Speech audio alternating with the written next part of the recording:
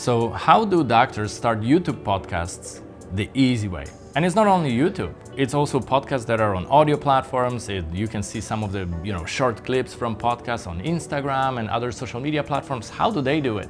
And a lot of times when we meet doctors, we see that it becomes a little bit of a challenge, and there's a block that I consider an artificial block. It's not really necessary because it does not have to be that complicated.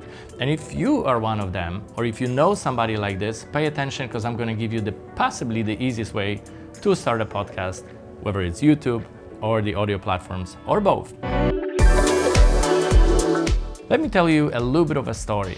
One of the clients who came to us asking for different business development tips and marketing strategies and branding strategies, we were talking about referrals and collaborations, and I asked her if she would like to start a podcast.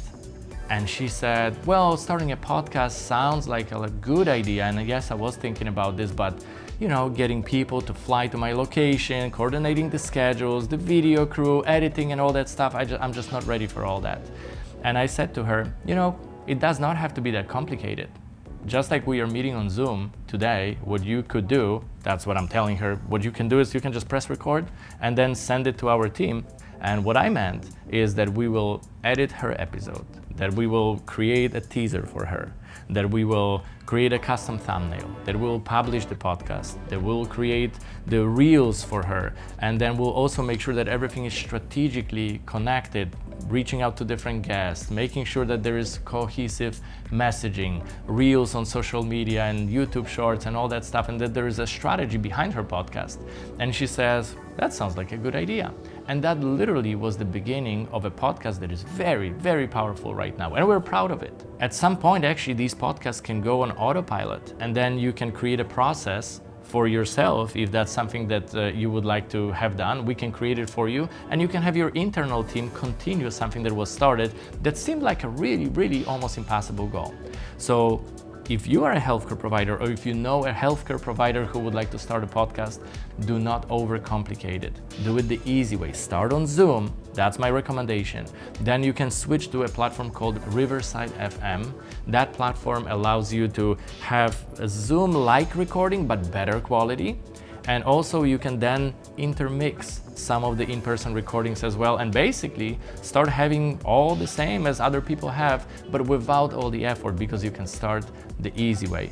Record it, send it to a team like our team or somebody else who can do it for you. And if you have any questions, please let me know, because we love promoting integrative healthcare. And when you connect healthcare providers, and when you see healthcare providers connecting and integrating, podcast is just this natural tool. A lot of people love watching podcasts and listening to the podcast because they have the inside knowledge and the feel of who you are.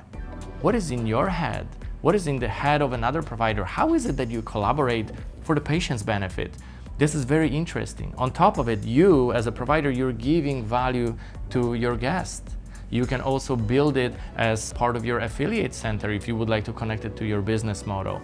You can also find commonalities in messaging, because sometimes your additional healthcare provider that maybe you are referring your patients to that provider, they can complete the messaging that you have, but you're just not the expert. Like a chiropractor could invite a spine surgeon, and there will be a common problem that is a problem with the spine, and based on that problem, the chiropractor will do their perspective, and then the surgeon will do their perspective, and it also shows the patient that you care enough to collaborate and connect together, and they can witness the conversation.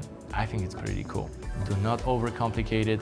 If you want to start a podcast, please think about it. Don't go hard, go easy.